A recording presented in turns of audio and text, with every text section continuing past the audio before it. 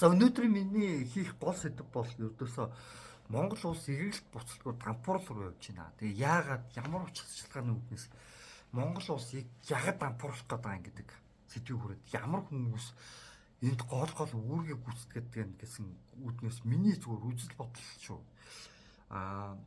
Би өөрөө зүгээр үзэл бодлын үүднээс яг хардталтай үүднээс.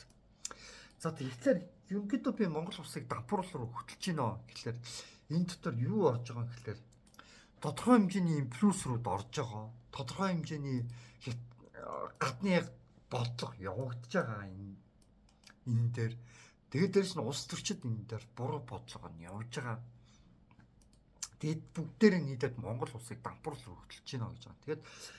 Тэгэхээр за өнөөдөр 2024 12 сарын 14-ний 11 цаг 51 минут болж байна. За тэгэхээр гол яриа руу оръё. Тэгэхээр Монгол хүмүүс Монгол иргэд бас өөрснөө нэг ч сэтгэл муутай байна гэдэг тухай ярина. За тэгэхээр гол одоо асуудал руугаа би одоо орно. Тэгэхээр би чинь одоо ингээд мега төсөл гэдэг ингээд бичлэгүүдийг ингээд бүлчилдэг. Тэгээд өмнө би эдийн засагчдыг би бас одоо чинь тэгээд харамсалтай миний мега төсөл гэсэн энэ бичлэг ердөөсөө ингээд дээр бол гарч ирэхгүй, хайлтын дээр бол гарч ирэхгүй. Ингээд бүр доошоогоо явбал гарч ирнэ. Энчээ гарч иж байгаа. Бүр ингээд доошоогоо явж иж гарч ирнэ. Тэгээ ерөнхийдөө ямар хүмүүс дэмжиж байгааг энэ зүгээр энэчээс ингээд харах юм бол ингээд ерөнхийдөө харагдаж байгаа. Ерөнхийдөө ямар хүмүүс дэмжиж байгаа нь маш тодорхой байгаа. Мега төсөл. Тэгээ гол асуудал нь би яг би мега төслүүдийг би моолаад ингээд бичингууд ингээд миний хайлт бүр багасч байна лээ. Мега төслүүдээр бичсэн миний энэ юу яриа бол шууд цаанаасаа лайкны тоо, комментийн тоо шууд автоматар устж ийлээ гэдгийг би одоо харуулъя. За одоо энэ дээр байгаа. Одоо энэ дээр миний энэ нэг коммент 3 лайктай гэж байгаа тийм ээ. Тэгвэл би одоо ингээд дутгш нэгэ оруулаад үзүүлчихье л да.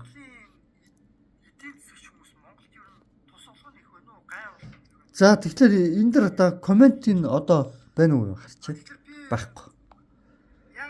Гэтэ 2 лайктай.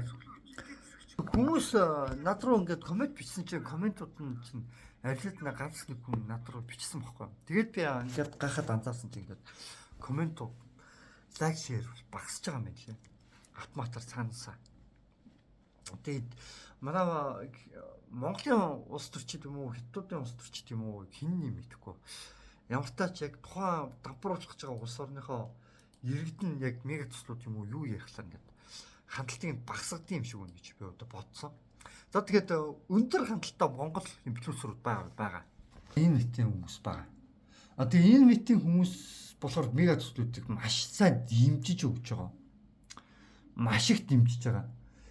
Энэ маш их дэмжиж байгаа. Тэгээ гол нь юу юм гэхлээр би эдгээр хүмүүсийг би урд нь би ингээд иймэрхүү юм дээр шүүмжлээд би өөртөө оруулаад тэ шүүмжилсэн байгаа. Төслүүдийг би хувьдаа шүүмжилсэн байгаа. Шулуун хунтаа гэжлэхэд 2-3-7 хоногийн өмнө оруулсан постн дээр би бол шүүмжилжсэн байна. Тэгээ гол асуудал нь би яагаад би мега төслүүдийг энэ одоо чинь шүүмжлээд байгаа гэхээр энэ fake economist гэж нэрлэдэг юм да иймэрхүү хүмүүсийг. Fake politician гэж нэрлэдэг. Ерөнхийдөө бол иймэрхүү хүмүүсийн ярьж байгаа юмнууд нь юу байдаг вэ? Би энэ жилдээ улс төр төрсөл. Би одоохондоо улс төр төрсөлдөхгүй гэдэг юм. Тэгээд одоохондоо улс төр төрсөлдөхгүй чинь угсаа ойлгомжтой шүү дээ. Сонгуульд дүнгийн сайхан болоод дууссан шүү дээ энэ жил. Тийм чи иймэрхүү хүмүүс юу ярьдаг вэ? Би одоохондоо улс төр төрсөлдөхгүй байна.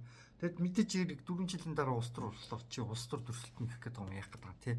Бараг одоохондоо над би улс төр төрсөлдөхгүй би бэлэн биш миш гэж солиороод байгаа. Угаасаа улс төрөөс өршөлтөө цаг нь өнгөрцөн аль хэзээний сонгуул нь болоод дөнгөж өнгөрчөөд дөнгөж сонгуул нь болоод өнгөрч яхад иймэрхүү яриа сууж байдаг. Иймэрхүү инфлюенсерүүд бол байдаг. Тэгэхээр би юу гэж хэлэх гээд байгаа юм гэхлээр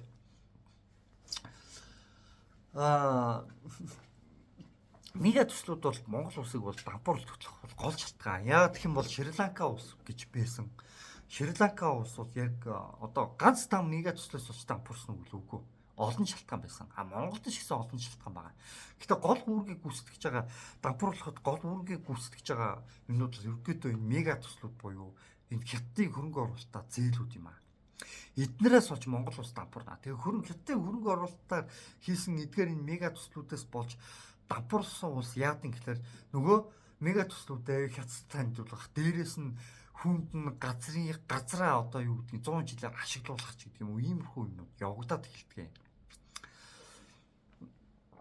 Иймэрхүү одоо юу гэдгийг тийм ээ гэрээ хилцүүд явагдаж эхэлдэг. Тэгэхээр ерөнхийдөө бол Монгол улсыг дампууруулахын тулд бол зээл олгож байгаа. А тэгээ энийг нь дэмжиж байгаа улс төрчид бол мэдээж хятадын төлөв баримталж байгаа улс төрчид байгаа нь тодорхой, маш ойлгомжтой. А тэгээ энийг дэмжиж байгаа эдийн засагчид бол fake economist буюу бас хятадын төлөв байх өндөр магадaltaй. Энэ хүмүүс өөрсдөө Трампыг дэмжиж, би ч гэсэн Трампыг дэмжижсэн. Трампыг дэмжиж байгаа гэж харангуйтаа би баригдсан ч гэдэг юм. Өөрийгөө Путлерч тийм хүн ярьж байгаа. Гэтэ би бол Путлерч Ши Жинпиний тал байх магадaltaй гэж бодож харж байгаа. Юу юм гэхээр хятадын талынхан ерөөдөө эдийн засгийг дэмжиж байгаа маа. Тэгээд дээрэс нь fake economist-ууд юу харж ярьдیں гэхээр нэг ийм юм ярьдیں۔ Ердөөсөө цаасан дээр тоо дэлхийн нийт бүтээгдэхүүн гэсэн юм харж ярьдаг. Бишээ дотоодын нийт бүтээгдэхүүн гэсэн юмыг харж ярьдаг. Дотоодын нийт бүтээгдэхүүн. Тэгээд тэр дотоодын нийт бүтээгдэхүүн нэг хүнд оногдох бүтээгдэхүүнийг яриад байгаа юм. Дотоодын нэг хүнд оногдох бүтээгдэхүүн. Нэг хүнд оногдоогүй шүү дээ. Уул уурхай эдийн засаг гарт ирдэг тэндээ ч очоогүй шүү дээ. Хятадын эдийн засаг болоод гараад явж байгаа шүү дээ. Нэг бол тэр том улс төрчдийн бүтээгдэхүүн болоод гараа явж байгаа шүү дээ. Тэгээд тэр нэг мөнгөнд тоо уруулыг харчаад яадаг вүлээ. Дотоодын нийт бүтээгдэхүүн өсчихье. Ашигтай. Яг нь тодорхой хэмжээ зарим нэг тийм ээ эдийн засагт хөрөнгө оруулаад те юу яаж байгаа хүмүүс бол тодорхой хэмжээнд тийм ашигтай байх үүсэхгүй.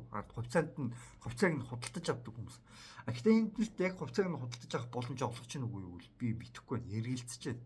Яг гэвэл энэ бүхэл бүтэн том улсуудын бодлогоор мега төслүүд хийгддэг болохоор тодорхой хэмжээнд хувьцаагаа зарах уугүй юу гэдэг талаар би бас сайн мэдэхгүй байна.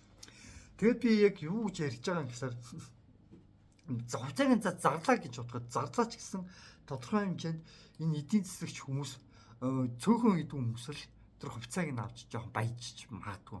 Яг тодорхой хэмжээнд жоохон мөнгө унгаж магадгүй. А түүнээс биш нэг тийм тэгэхээр хувьцааг нь худалдаж авлаа ч гэсэн тийм мөнгө унгаж авах би бол тэгж бодохгүй.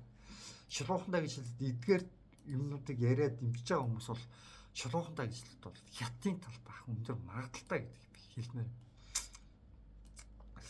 Тэгээд мега төслүүдээс гадна бас хэд юм байгаад байгаа маа. Тэр нь юу юм бэ гэхлээр Евраз эдийн бичлэгэн дээрээ би юу гэж ярьжсэн гэхлээр явуулсан маш ойлгомжтой юм би ярьжсэн.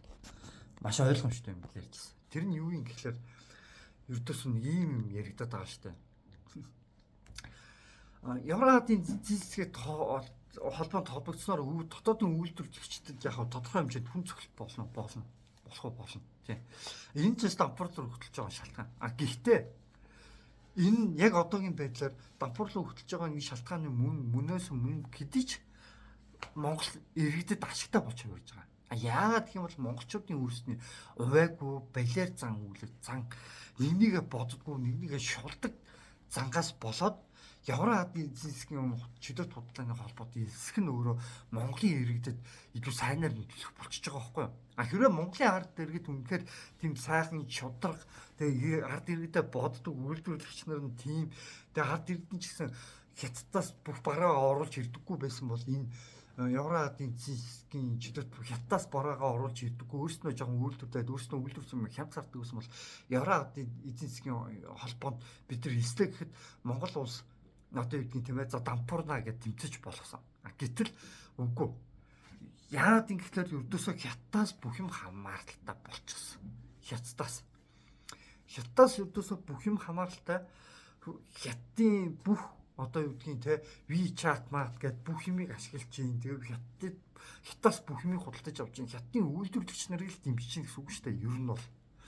Тэгээ ийм болохоор тодорхой хэмжээнд яаж байгаа юм гэхээр Монгол улс ганц улсаас харьяат байхын оронд Евразийн эдийн засгийн чөлөөт худалдааны холбоотой байгуулах юм бол яг үг гэхээр Оросоос бас тодорхой хэмжээнд менеждэг бас дэмжиж өгнө. Тэгжээж тодорхой хэмжээнд одоо юу гэдгийг баланслагдана. Гац хятаас хараад биш. Оросоос бас тодорхой хэмжээнд яаж иж баланслагдчих өг. Яг одоогийн байдлаар ийм байгаа. Тэгэд энийг бол эсэргүүцсэн бас маш олон тийм YouTube дээр бас сошиал тогооч гэнүү, хоолч гэнүү нэг тиймэрхүү хүмүүс бол эсэргүүцэд явж байгаа бол харагдсан.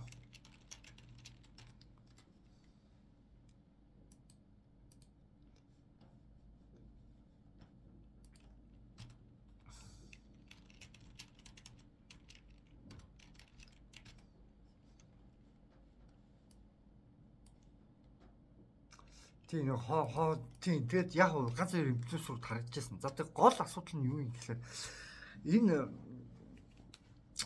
тэр хүн яг мэдхгүйгээр өөрөө хятадын трол болоод иж магадгүй гэж би бодсон. Тэр нэг тогооч хүн фэйсбүүкээр баахан ярьж лээ. Энэ маш аюултай шүү гэж яриад лээ. Дотоодны үйлдвэрлэлээ дэмжихгүй нэг тэр хүн өөрөө мэдхгүй байх шиг байна. Тэгээд ярьж ах шиг байсан гэдгийг би хэлмээр байна. Тэгэхээр би ерөнхийдөө одоо бэлгээрээ юу л юу хийж яасан хамгийн сайхан зарсан. За тэгэхээр би ерөнхийдөө нэг юу ярих гэж байгаа гэхээр нэг юм байгаа даа. Тэгээ гуравт нь юу байгаа даа гэхээр франчайзинг үйлчилгээ гэдэг бас нэг юм байгаа. Би бас франчайзинг үйлчилгээний тухай би бас ярьсан. Тийм ээ.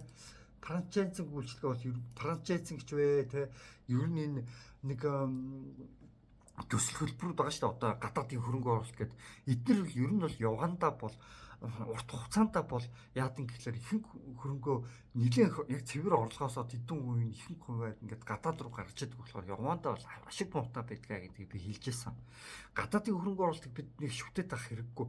Аль болох дотоодын хөрөнгө оруулалт бол бидэнд хэрэгтэй. Хөрөнгө оруулалт бол хэрэгтэй. Гэхдээ гадаадынхныг дэмжиж шаардлагатай миний хувьд бол байхгүй гэж би боддог. Гадаадын хөрөнгө оруулалт гээд туйлсан шуналтж байгаа хүмүүс бол дэндүү их байгаа гэдгийг би бүр өмнөж би ярьжсэн. Би одоо ч ахаад би ярьж байгаа.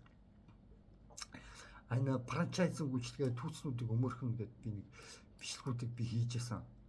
Тэгээд одоо түүнүүдийг би хийгээд явж исэн. Түүцнүүдийг өмөрхөн нэг франчайзинг үйлчлэгээд энэ хөвчлүүд гэсэн би хийгээд явж. Тэгээд гол асуудлууд нь юу юм бэ гэхээр иймэрхүү юмнууд хүртэл манай монголчуудын түүцийг давбруулж байгаа франчайзинг үйлчлэгээ. Тэд нар чинь яад юм гэхээр зөвхөн санаа, хөрөнгө оруулалт хийхгүй. Зөвхөн санаа хөдөлсөн шат тодорхой хэмжээний сар болгон ашиг авч байгаа гэж боддоо. Энэ өөрөө ашиггүй Монгол ямар ч ашиггүй зүйл байхгүй юу? Тэгэхэд ерөөдөө нэг иймэрхүү юмнуудаас олж түүцнүүдийг давбруулж байгаа. Монголын худалдаа шүү дээ. Ер нь бол энэ бүх юмуд том ерөнхий утгаараа харах юм бол Монгол улсыг давбруулах руу ерөнхий утгаараа бол явуулж байгаа зүйл юм аа. Тэгэд харамсалтай нэмэрхүү юмнуудыг яаж байгаа гэхээр маш их хүмүүс дэмжиж байгаа харагдаж байгаа. Одоо чинь зүгээр үзэлтэн гэтэл 21 мянган хүн одоо чинь нэг сошиал инфлюенсерийн үзэлтийг хэлэхэд 21 мянган хүн үзэж штэ одоо. Энд чинь тийм ээ. Тэгэд маш хэцүү байна гэдгийг би хэлмээр байна. Тэг давбруул руу бол эргэлт буцалтгүй явж байна гэдгийг би тэгээд яг хэлчмээр санагдаж байна. Тэгээд за тэгээд ер нь бол өнөөдөр чинь 2024 оны 12 сарын 14 12 цаг нэг 5:30 минут болж байна. За тэгээд ялсаар байтал ерөнхийдөө нэг тодорхой хэмжээнд нэг юу болох юм гэхлээр нэг тэгээд тодорхой хэмжээнд ялсаар хийсээр хэвчээ нэг цаг руу төгж магадгүй нэг 12 цаг 30 минут гэт бол орчих واخа энэ яриа YouTube дээр. За тэгээд энэ хүргээд энэ бичлэг өндөрлөө.